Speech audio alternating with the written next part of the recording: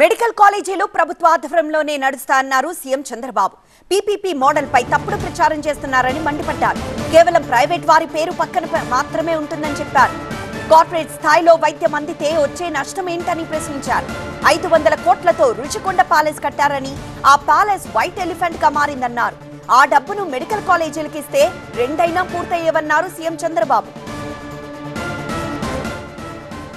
ఇప్పుడు medical colleges గడచిన నాయకులు మాట్లాడుతున్నారు ప్రైవేట్ చేసేసారని.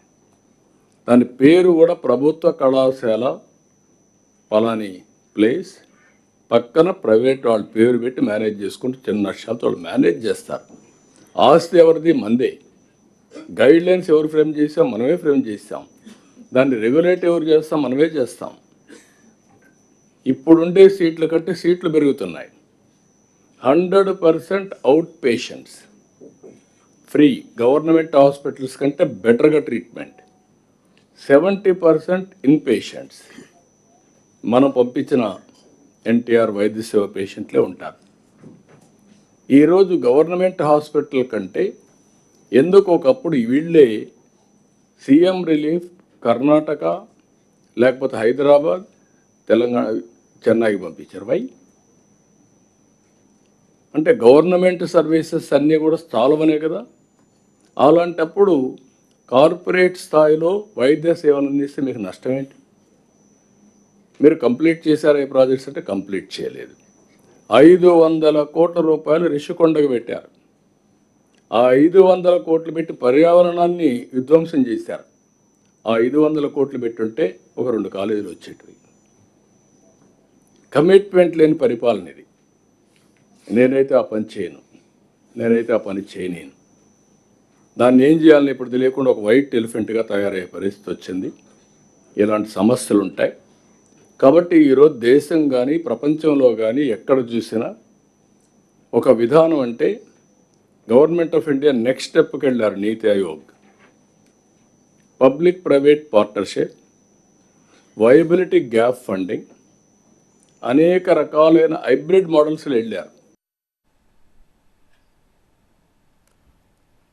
మెడికల్ కాలేజీలు ప్రభుత్వ ఆధ్వర్యంలోనే నడుస్తారన్నారు సీఎం చంద్రబాబు. పీపీపీ మోడల్ పై తప్పుడు ప్రచారం చేస్తున్నారని ఆయన మండిపడ్డారు. కేవలం ప్రైవేట్ వారి పేరు పక్కన మాత్రమే ఉంటుందని చెప్పారు. కార్పొరేట్ స్థాయిలో వైద్యం అందితే వచ్చే నష్టం ఏంటని ప్రశ్నించారు. 500 కోట్లతో రుషికొండ ప్యాలెస్ కట్టారని, ఆ ప్యాలెస్ వైట్ ఎలిఫెంట్ గా మారిందన్నారు. ఆ డబ్బును మెడికల్ కాలేజీలకు ఇస్తే రెండైనా పూర్తయ్యేవన్నారు సీఎం చంద్రబాబు.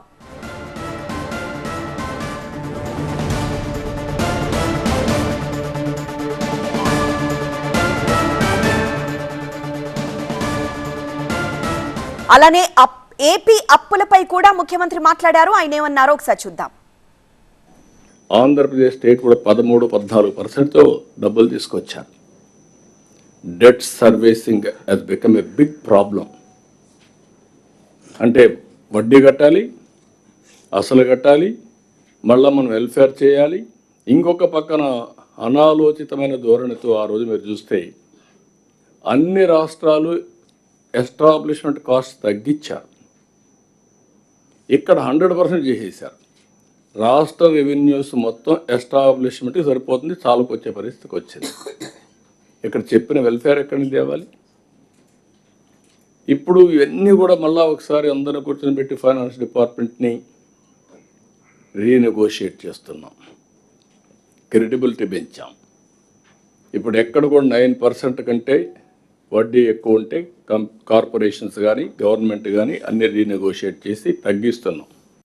అంటే దగ్గర 25% వడ్డీ తగ్గుతుంది. ఇలాంటి సాఫ్ట్ లోన్ ఉంటే సాఫ్ట్ లోన్కి వెళ్తున్నాం. ఈ విధంగా short term, medium term, long term debt restructure చేయడమే కాకుండా రీపేమెంట్ ఎట్ చేయగలుగుతాము. వెల్త్ క్రియేషన్, రెవెన్యూ జనరేషన్కి మనం ముందుకు పోయే పరిస్థితి వచ్చింది. ఇలాంటివి మీరు గుర్తుపెట్టుకోవాల్సిన అవసరం ఉంది. ఏదైతే కావాలని క్రిటిసిజం కోసం క్రిటిసైజ్ చేస్తే మనం భయపడవలసిన అవసరం లేదు. ప్రజలకు కూడా చెప్పాలి.